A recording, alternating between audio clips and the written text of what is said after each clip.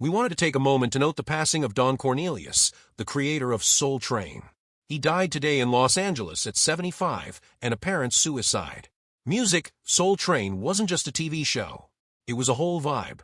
Bright lights, smooth moves, and legendary music filled every episode. It brought black culture, soul, and style into America's living rooms every weekend. But behind the smiles and dance lines, not everything was perfect. In fact, there was one moment so wild, so unexpected that producers didn't want you to see it at all. This wasn't just a blooper. It shook the show to its core. Some say it even played a part in its downfall. So, what really happened on that stage that day? Why was the show canceled, and why did it never air again? Join us as we dig into the infamous scene Soul Train tried to hide, the chaos it caused behind the scenes, and how it changed the future of the show forever. The beginning of a cultural movement. Soul Train wasn't just another TV show. It was something special. A true celebration of black music, style, and culture. It all started in Chicago.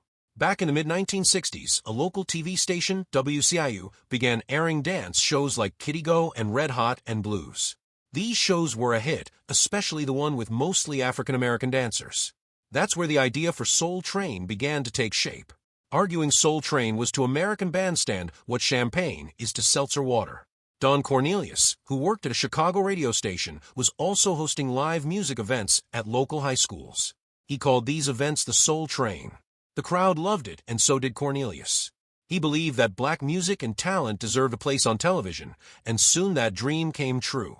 With a small budget and black and white cameras, Soul Train premiered on WCIU on August 17, 1970. It was a live afternoon show. The first episode featured Jerry Butler, the highlights, and the emotions.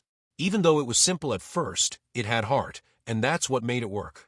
Cornelius hosted it with energy, and a local dancer named Clinton Gent helped him out before moving behind the scenes. But Chicago was just the start. Something bigger was coming. But before we talk about that, let's take a closer look at the host who gave life to the show. The show that changed everything. You see, Soul Train wasn't just a show. It was a weekly ritual. Every Saturday, families would sit in front of their TVs waiting for that famous theme song to play. For many, the week didn't feel complete without it. The bright lights, the smooth dance moves, and the cool host made Soul Train a must-watch. It was more than just entertainment. It gave black music, black fashion, and black culture a national stage. People saw themselves on screen, not as background characters, but front and center. The show launched careers, too. Stars like Jody Watley and Rosie Perez got their start there. And over time, Soul Train became the longest-running TV show of its kind. Behind the scenes was Don Cornelius. He wasn't just the host. He was also the mind behind the whole thing. Calm, smooth, and serious, Cornelius brought a cool that everyone remembered. When he died in 2012, fans around the country dressed up in 70s clothes and danced in tribute. That moment showed just how much Soul Train meant to people. But how did Cornelius come up with the idea, and what made it grow into something so powerful? The birth of a legend. Don Cornelius was from Chicago. He had a strong voice and even stronger style. Before Soul Train, he worked as a radio DJ and news reporter. He also hosted dance parties at high schools around the city. He called them the Soul Train. He would ride the train across Chicago to reach different neighborhoods, bringing music with him. That's where the name came from. Eventually, Cornelius got the chance to put his show on local television. It was small at first, black and white with simple sets, but the energy was real. The dancers brought life to every song, and viewers at home felt like they were part of something new. Nelson George, who wrote The Hippest Trip in America, remembered those early days well. He said he and his sister used to sit in front of the TV every Saturday morning in Brooklyn. First it was a small black and white screen, then they got a little color one. They'd watch the moves closely. Later that night at school dances or block parties, everyone would try to copy what they saw. It was a very 360 cultural experience. George said the show wasn't just about music.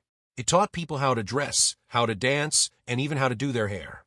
The afro, the bold colors, the California style, it all came through the screen and into homes across the country. It brought joy, and even more important, it brought unity. But it also arrived during a time of serious change in America. A new voice for black culture. When Soul Train started in 1971, the country was still feeling the effects of the 1960s. Civil rights protests had rocked the nation. Black mayors were being elected in big cities for the first time. The fight for equality was still going strong. Into that world came Soul Train. But instead of showing pain or struggle, it showed joy. It showed pride. And it showed celebration. Black music, fashion, and energy filled the screen. It made people feel seen. It brought fun into homes that didn't always get a break from bad news. It also changed business. Big companies saw the power of the show. Slowly, they started advertising during Soul Train. For the first time, many black viewers saw commercials that spoke directly to them. That had never really happened before. It showed that Soul Train wasn't just popular, it was powerful. Don Cornelius made all of this possible. His smooth voice and calm style made him unforgettable. I'm Don Cornelius, and as always in parting, we wish you love. In one famous moment, he told James Brown, "You're still the baddest out here." Brown laughed and said he was just trying to keep up with the dancers. Cornelius turned to the crowd and said, "How about it for the Soul Train dancers?" That moment got loud cheers. He always looked cool and in control. Michelle Martin from NPR once said he never broke a sweat. He was like a pilot guiding the show no matter what was happening. From local hit to national icon. Because the show did so well in Chicago, Cornelius wanted to expand. He got help from a hair care company called Johnson Products, which made Afro Sheen. They agreed to sponsor the show's move into syndication. That meant Soul Train could now be shown in cities outside of Chicago. But in the beginning, only 7 cities picked up: Atlanta, Birmingham, Cleveland, Detroit, Houston, Los Angeles, and Philadelphia. Still, that was enough. Once people saw it, they couldn't get enough. By the end of the first season, all 25 target cities were airing the show. The magic had spread. Back then, there weren't many shows by black creators for a black audience. The only other one on national TV was Soul, a public television show. So Soul Train was a game changer. It gave a stage to R&B, soul, and later hip-hop artists. Everyone from the biggest stars to new talent wanted to perform on it. When the show went national, it also moved its home base to Los Angeles. Cornelius hosted both the Chicago and LA versions at first, but soon focused only on the national one. Clinton Gent stayed behind to host in Chicago for a while, and then the station just ran old episodes. Cornelius remained the face of Soul Train, and for good reason. He once said, "Love, peace, and soul." And fans never forgot it. That line became legendary. But with fame came pressure, and more changes were on the way. A long run and big changes. From 1971 to 1993, Don Cornelius hosted every single episode of Soul Train except one.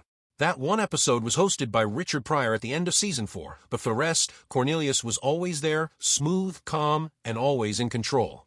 In the mid-1980s, the show made a big move. Tribune Entertainment took over the syndication deal. That meant they were now responsible for getting the show on air in more places. Cornelius stayed on as the host and creative leader, and the show kept growing. But after 22 seasons, in 1993, Cornelius stepped away from hosting. He still worked behind the scenes, but others took the spotlight for a while. Different celebrities hosted the show. Then in 1997, a new host arrived, comedian Mr. Clark. After him came Shamar Moore in 2000, and then Dorian Gregory in 2003. These changes gave the show a fresh feel. But some fans miss Cornelius. He had a way of connecting with the audience that was hard to replace. Still, the show kept going, always bringing music and dance into people's homes. Speaking of which, Don Cornelius wasn't just a host. He was the brain behind Soul Train. Don Cornelius had a vision. He had a deep voice, a smooth style, and a sharp business mind. What made him different was how closely he understood the streets and the needs of black people in America. As one writer, Hanif Abdurraqib, said, Don had an eye towards the streets, and so therefore he had a distinct understanding of the needs of black folks. Everything about him was cool. His baritone voice, his afro, and his confident look gave Soul Train its hip factor. As author Erica Blunt Denoise explained, Soul Train had the hip factor and mostly because Don was so hip. Cornelius didn't just want to entertain, he wanted to own something big. In 1971, Soul Train moved to Los Angeles and began airing across the country. That made Don Cornelius one of the first black men to own and produce a nationally syndicated TV show. He had a choice, grow fast or grow smart. According to Abdurraqib, Don's thinking was simple. How can I keep this mine? Not every city aired the show at the same time. In places like Oklahoma City, some fans watched episodes a week late compared to other cities. But no matter the delay, people tuned in. It became appointment viewing. One fan, Peter Murray, recalled watching with his whole family in Vermont. In a mostly white town, Soul Train gave them a sense of connection. He said, "To be able to see others that looked like us was truly a beautiful experience. If you missed it, you missed out." Everyone had something to say about it on Monday. One of the most loved parts of Soul Train was its dancers. The dancers stole the show. They were young, stylish, and full of life. These weren't trained professionals. They were regular kids picked from the crowd. They brought their own moves, their own clothes, and their own spirit to the dance floor.